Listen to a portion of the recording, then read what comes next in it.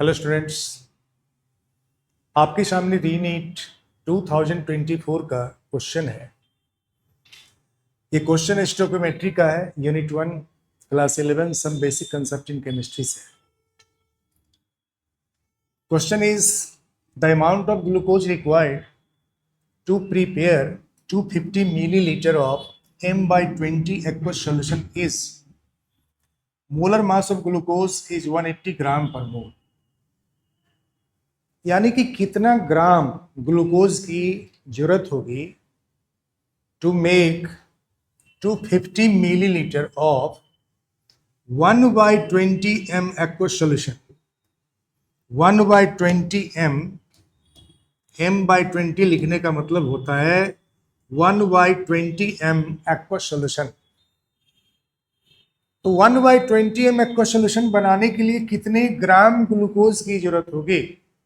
Solution का volume दिया हुआ है 250 मिलीलीटर।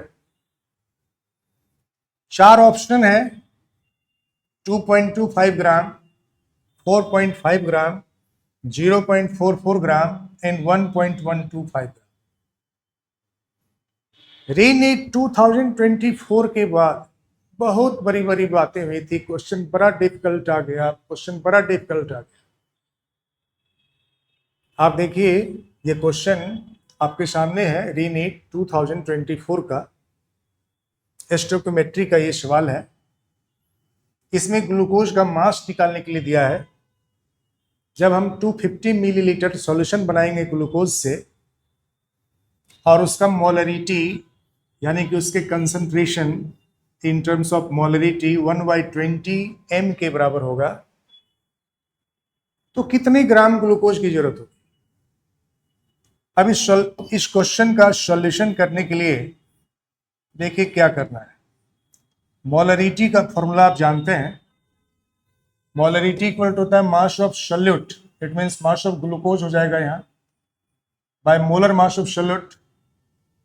सॉल्यूट यहाँ ग्लूकोज है, मोलर मास ऑफ ग्लूकोज दिया हुआ है 180 into 1000 by volume of solution in the millilitre. तो सॉल्यूशन का जो मोलरिटी है ये 1/20 है। m/20 का मतलब हो गया 1/20 m। Molarity is 1/20। सॉल्यूट का मास पूछ रहा है, ग्लूकोज का मास पूछ रहा है, W यहाँ पर मास होता है। Molar mass of glucose is given 180 into 1000 by volume of solution जो बनाना है 250 मिलीलीटर बना, तो वॉल्यूम हो गया 250 ml। अब जब हम लोग इसको सॉल्व करेंगे तो 250 से ये 4 टाइम्स गया, 20 से ये 9 टाइम्स जाएगा, तो आपको W का वैल्यू 9/4 के इक्वल हो गया, मतलब 2.25 ग्राम इज आंसर। ये देखिए, इतने आसान क्वेश्चन आते हैं नीट में, चाहे 224 का हो या 25 का हो या 23 का हो। सारे क्वेश्चन बैंक आप उठाइए और टॉपिक वाइज आप स्टडी कीजिए और क्वेश्चन बैंक से क्वेश्चन बनाइए। आपको लगेगा कि कितना आसान क्वेश्चन नीट पूछता है।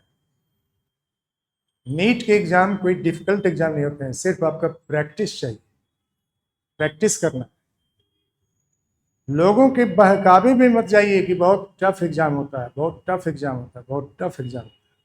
सारे क्वेश्चन इजियर होते हैं, 1-2 क्वेश्चन प्रत्येक एग्जाम में डिफिकल्ट दिए जाते हैं। Thank you.